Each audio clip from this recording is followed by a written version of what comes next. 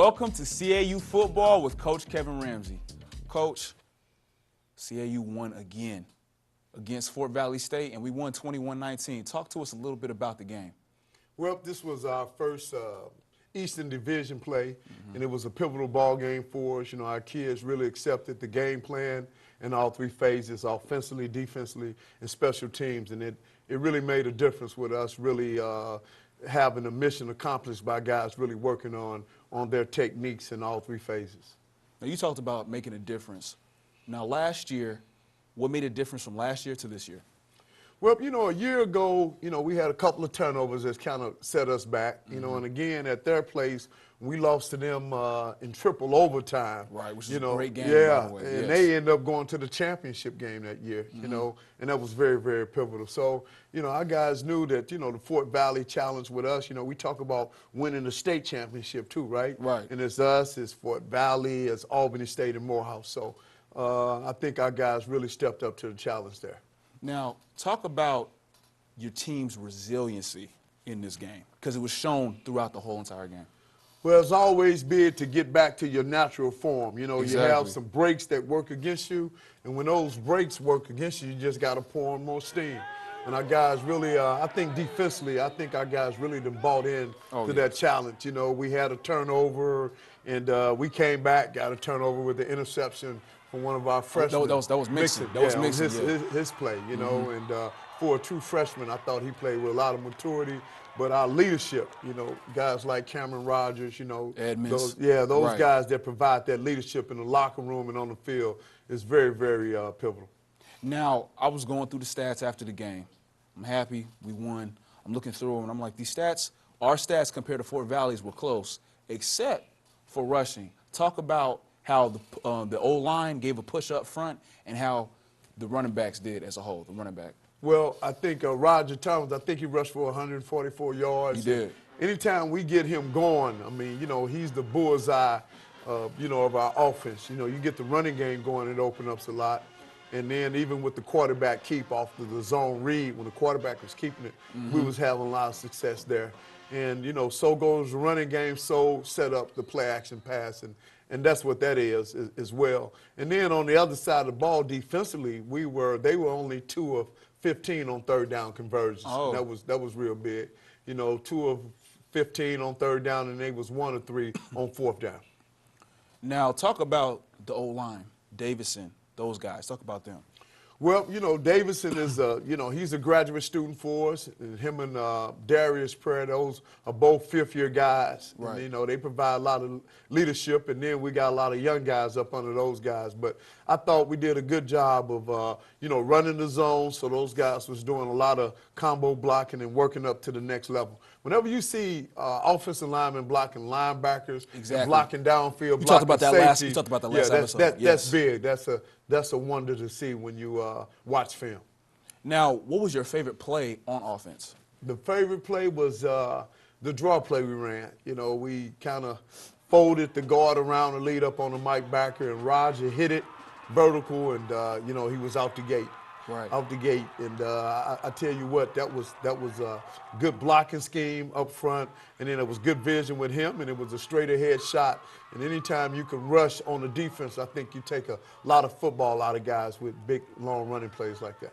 Right, and you guys as a whole, just with the blocking, whether it was receivers or it was the O-line or if it was just the running back itself, I feel like you guys blocked very well during this game. And that's the essence of offense. You know, we keep telling our guys every week, you know, our winning edge, we want to win the blocking game because the essence of offense is blocking. Exactly. You always say that. Yeah, you always say that. And the essence of defense is tackling. And when you block well, you look sharp as an offensive unit. And we block well that particular ball game. And that's why you guys look sharp. And with that, we'll be right back. Okay, so what would you bring to my company? What do you need? I need problem-solving skills. I got through high school without a car, a phone, or a computer. No college degree, though. Not yet, but life's taught me a lot, and I'm ready for more. Well, you're not the typical kind of candidate that I hire. But you are exactly what I'm looking for. Your company could be missing out on the candidates it needs most. Learn how to find a great pool of untapped talent at gradsoflife.org. We're back with Coach Ramsey. Let's talk a little bit about offense. Like Thomas, we touched a little bit about him and his play in the first segment, but get more in depth. It seems that he's getting better with each game. Why is this happening? Well, I mean, you know, any good running back, the more you feed them the rock, exactly, and the carries they get, they kind of get their motor going, so to speak. And he's a guy that the more you give him the ball, his motor increases, and he played with a lot of volume and a lot of velocity. He's a tough package to tackle, Definitely. and that's a tribute to his work ethic, too. You know, one of the strongest guys we have on the football team when it comes to the weight room, and I think opposing defenses feel that. Now, you talked about his carries. His carries went from 12 to 15 to 18, and with this game, I think it was about 23. It's just, I'm seeing him motor on. First, he'll get 3 yards, then he'll get 4, and then, like he did in the fourth quarter, bust out for 45. So what is that like to see him just keep on rumbling and tumbling and then busting out and scoring? Well, when you talk about working together with the defense and special teams, right, when you got a good running game like that, it kind of eats the clock away, keep offenses from being on the field. And I think the long, sustained drives where we getting 4 yards, 6 yards of carry, yes, it kind of frustrates defenses. And I know from being on that other side, you know, when you got to have guys tackling a big back like that, it can take some football out of you. And he's a physical runner. And I think, too, something else with Roger game, he steps up and block linebackers that are blitzing, too, when it comes to protecting the quarterback. Right. Now, you talked about being frustrated as a defensive player playing against us. Now, when I would play defense, another thing that would always get on my nerves would be the option.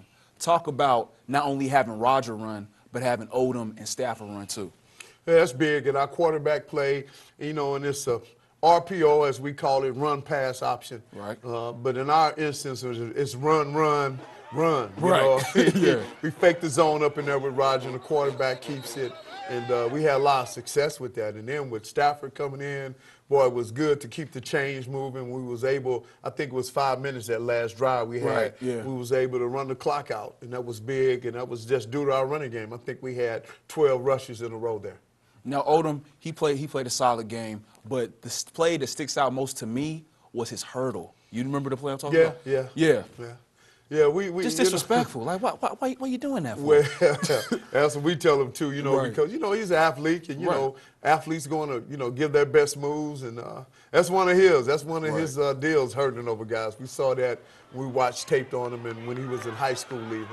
But we want to make sure that, you know, we protect our quarterback. Of course. Sometimes protecting our quarterback, we tell them to protect themselves too. Right. And I'd rather see him keep his feet on the ground. But as a fan, it's just great to see plays like that because you're not expecting that. You might expect that from your running back. Right. But I'm seeing my QB, like, clearly jumping over somebody. It's crazy. Yeah. You know, defensive, you call them woo hits. Okay. And offensive, that's one of them woo plays. Like, yeah. Right. You know, that's a part of the game. Now, you always talk about iron sharpens iron, right? We had Odom for most of the game, but Stafford also came in, and he did well. So what was the dynamic with those two? You know, week in, every day those guys are competing. Every day, you know, we feel good with either one of them on the field, right. you know, and they both have a little different assortment of what they add to the ball game.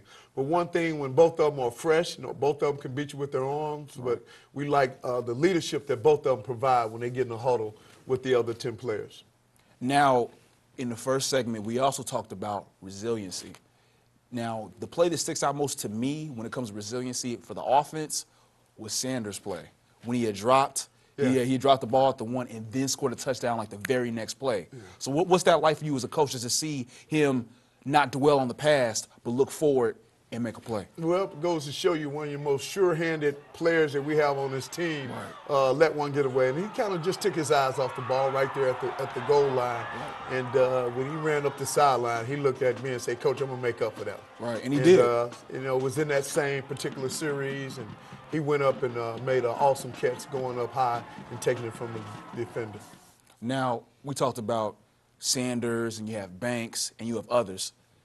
The passing, we had 100-plus yards in passing this game, so we've been improving every single game. How's that feel? I think our best is still yet to come. I mean, you know, we identified our receiving core, you know, as a group of talented individuals, and when we feel good with 5 of them, and of course. you know, we got tight ends, so I think our best is still yet to come. But above all, it's the running game that sets up the passing game. Definitely. Now, the only problem I would say with this game was we didn't score in the second and the third quarter. Talk about that gap without scoring. Well, you know, always talk about that. The team that make the fewest mistakes win. You always say and that. then, you know, told the defense we were still up. If they don't score, they don't win. That's right. You know, sometimes you just have to put that threshold on your defense, and I think our defense is able to handle a stronger threshold as we mature as a defense, and that's a great mark to have for a defense. And our defense was disappointed in not scoring this particular weekend, although we did have the big block I know we're going to talk about later. Oh, of course, yeah. Thank you. He's going to talk about that as well. Yeah. But, you know, defenses, it just call your defense to rise up even more. True. Now, forgetting about the second and the third, going to the fourth, I loved the coaching with the clock management. Talk about that. Well, I mean, 5 minutes left. I think they had one timeout, and we ended up running out the clock, just running right up the middle, running the gut, and then we did the quarterback follow, where the quarterback just followed the back, and I think Charles did a good job of course, protecting the ball, you know, holding it tight at all 3 points. And then one of the best formations to line up in is what we call the victory formation. Right, you know, right, where yeah. the quarterback just take a knee. That's pretty awesome. Now, besides scoring, of course, by scoring more, is there anything else you want to see the offense improve upon? Well, I mean, sustaining drives, you know, as we, you know, certain drive killers. You know, you got the drive going and it's a holding call and it backs you up. Or you just start off with a legal procedure. You know, those are very frustrating penalties, which we got to erase those because, you know, when you're a good football team, you keep the drive alive. You don't beat yourself. Right. And we really got to clean that up, you know. And I know our coaches on our guys all the time are staying laser focused because great offenses, that's what makes a difference. They don't beat themselves. Now, we talked about offense in this segment, but coming up, we're going to talk about defense, and we also have our athlete of the week, who, when we stay tuned, and we'll check him out. We have an athlete of the week that you and the rest of the coaching staff chose. And now, here are some more scores from around the league.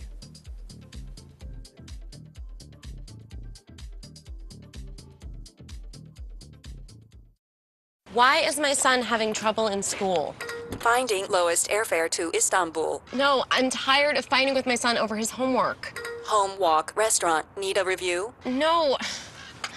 He's smart, but his mind wanders. 7 wonders of the world. Why don't you understand me? I do. I was trying to show how Connor feels every day. Redirecting to understood.org. Join parents and experts at understood.org, a free online resource about learning and attention issues to help your child thrive. We're back with the athlete of the week, Cameron Rogers. First off, tell us where you're from. From Washington, D.C., 202, District of Columbia. Most definitely. Now, what was your previous school and what made you want to come to Clark Atlanta University? Well, I'm a graduate from Delaware State University. Over the summertime, Coach reached out to me, gave me an opportunity to continue playing football here at Clark Atlanta. I said, man, I've never been to Atlanta. It's something I want to try, man. Might as well, you know, reach out, come out here and make something happen, really. And you have. We're going to get to that a little later. I appreciate that. Yeah, no, you're welcome. Now, talk about your major and what you want to do with that in the future. Okay, well, like I said, I graduated with a degree in criminal justice. I'm working on my sociology degree right now. But really, I want to just get back into the community and start, you know, doing for the youth so that they can change the future. Definitely. No, that's admirable. Something admirable to do. No, definitely, no. Right. Now, as a leader on the team, it's one thing to be a player on the team, but to be a leader on the team. Now, I've talked to Kenneth Morgan, who's a safety. I've talked to Edmonds, who's a linebacker. And now I'm talking to you. You know it. You know where you at. You in the front. You on the front lines, hand in the dirt. In the trenches. So what's your mindset for that? Man, every game, it really started in practice. You know, every practice we got to come out there with our mindset that, you know, we're going to beat anybody in front of us, you know. So we just carry that into the game, and, you know, I keep up the intensity. I come out there, like I said, with that attitude that nobody's going to really stop me or stop us. And, you know, we just get the job done. We try to get the job done. You did that this past weekend, and we'll do it this upcoming weekend. Oh, no question. Definitely. No question. You're speaking it up. Now, not a play that you did, but one of your teammates did. What was your favorite play of the game? Favorite play of the game? Right. Got to be my man One. You know, he went up and got the crazy touchdown grab after he dropped one Well, early exactly. on the drive. Sanders, Yeah, exactly. Sanders, man. Yeah. That play was crazy. You was know, crazy. just to keep your confidence and say, all right, I know I messed up. I'm going to get it back. Right, because most And get it people, back. you drop that, you thinking, all right, let's just go to the next You play. know what I'm saying? I'm going to block, do something, run my route, wooty-woot. But no, he gets it, catches it. So now it took a lot of mental That's what I'm toughness. saying. He like, give me the ball back. Right. I'm ready. You know, that's cool. Now, with Coach, in the past 2 segments, we talked about resiliency. Now, one of the things that I love to see about this team is we had a turnover on offense. It was either in the second or the third. I'm not sure what quarter it was exactly. But then Mixon, the freshman, gets an interception that very next play. The very next play. That Are was you in huge. his ear during that was time? huge. It was huge. Oh, man, we on the sideline giving out hugs and everything, man. It's all love at that point. We like, man, you got us on the field in one play. You know, that's perfect. That's ideal. You know what I mean? Right. We back to chilling on the sideline. Let the offense go to work. Definitely. So. Now, you just talk about going to work, but there's somebody I know that went to work in the game. You know who that is? You. No. It was you. Yeah, You had facts. 10 tackles. You had 2 sacks, a forced fumble. And tell us what you did on special teams. I blocked the field goal and I scooped it. Should have took it to the crib, but you know, we ain't going to talk about too much of that. Of course, right. But you still got it, though. Right. And what a lot of people at home might not know is how if they would have hit that field goal, it would have been 21-21, and we'd be talking about something different right It now. would have been a different game, you know, So- but that's why every play matters, man. So how does that feel for you? You know, you on a bus ride home, like, I really, of course, you know, always being a team player, but knowing that you really went out there and did your job. Oh, that's small to me, really, man. I'm really just hyped that we, you know, got the win the way that we did it, in the fashion that we did it. You know, those 2 late first downs that, you know, QB1 got for us. Definitely. That was huge, man. You know, it felt like something straight out of a movie, the way he reaching out, you know, making sure he pick up the first down. That was cool. And we all on the sidelines, like, you know, really locking up, hoping that we can make these plays. And they went out there and did it, executed. So I was like, man, that's huge. Now, in school, right now, we got some festivities going on. I think it's called homecoming. Oh, Is this your first homecoming with us? First homecoming here at Clark Atlanta. How are you enjoying that? Well, really, honestly, I haven't participated in nothing. You Okay. know, me being a grad student, You focusing? kind of, yeah, Yeah. man. I got Me too. 10-page papers like crazy, man. Like, Oh, man, see, no, my so the longest work papers don't be like stop. 4 or 5, so. Yeah, man, the work don't stop, man. don't. So It don't. I'm trying to get all that stuff out the way so that I can focus strictly on the game and, you know, everything else come after that, you know. Now, when it comes to the homecoming game itself, are you going to have a lot of family come out from D.C.? A lot of family coming from D.C., man. It's my birthday, too, as well. On Saturday? Yes, sir. Oh. So, yeah, we definitely, you know, going to be out here real deep, you know, the Rogers family. Right, definitely. So what are you looking most forward to in this game coming up against Benedict? I'm looking forward to the atmosphere. Right. I know that it's going to be crazy. I've heard, you know, and I know that all the fans going to come out support, the alum going to come out and support. Man, we just got to go and do what we're supposed to do. You know, Right. At the end of the day, handle business. Because the thing about homecoming here, I feel like more people come, you know, towards the end of the week because everybody, they're coming to see the game. Exactly. So everybody, mama, auntie, sister, cousin, Seen people whoever, never seen before. are going to be out. But what are you going to do? Now you're not getting to everything, but you have any plans for after the game? Like I said, it's my birthday, you know? Right, yeah. So I'm going to be seeing a lot of family and friends, and we're going to definitely celebrate it the right way. You know what I mean? After we get this great win. Right. And it's going to feel that much better. Is there any pressure attached to playing in a homecoming game, especially this being your first homecoming game here at Clark? Well, you always get a little pressure when you know, play in front of the home team. You want to show out. You want to have your best game. Right. You know, so it's always that little bit of pressure. But other than that, we know what we had to do. It's just like any other game. You know, we got to go out there and win it.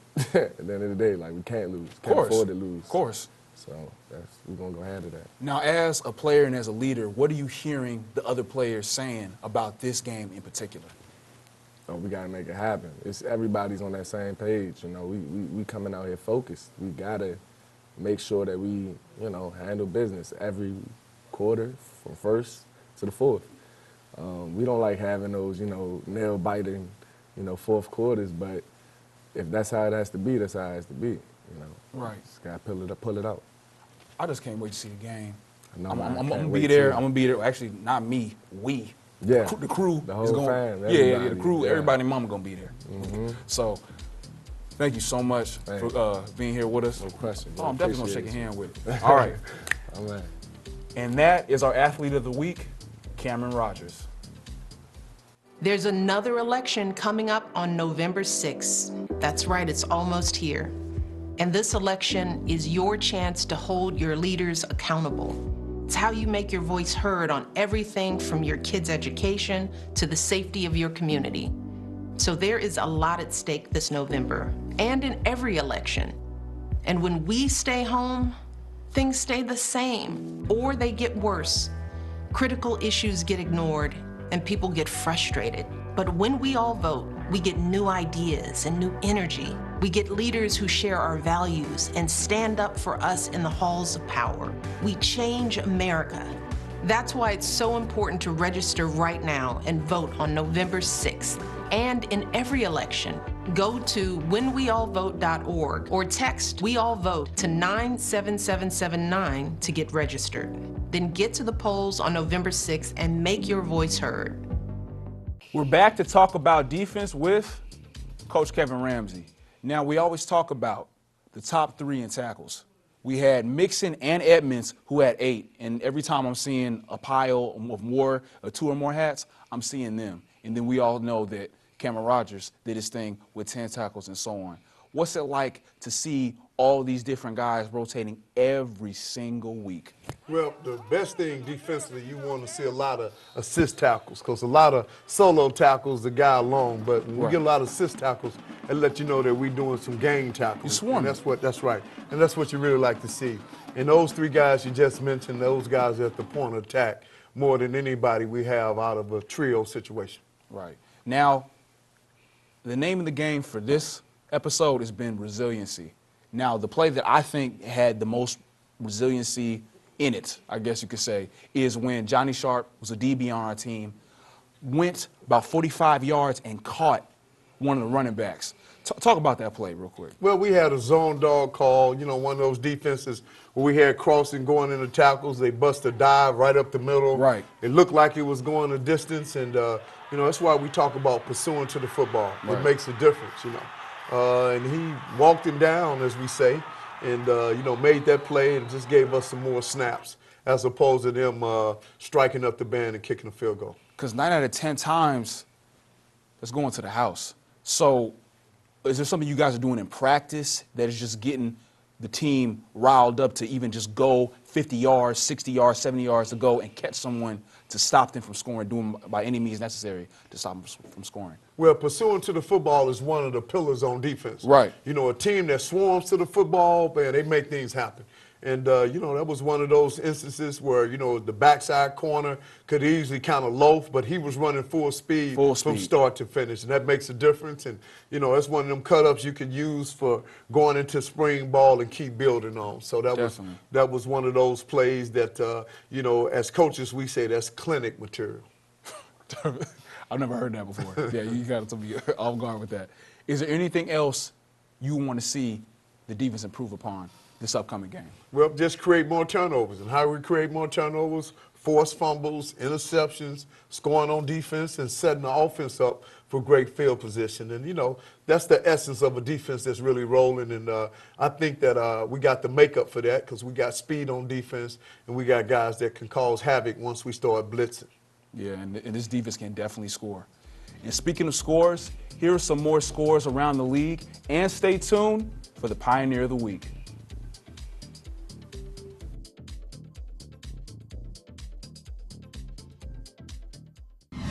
Our Pioneer this week, Shannon Sharp.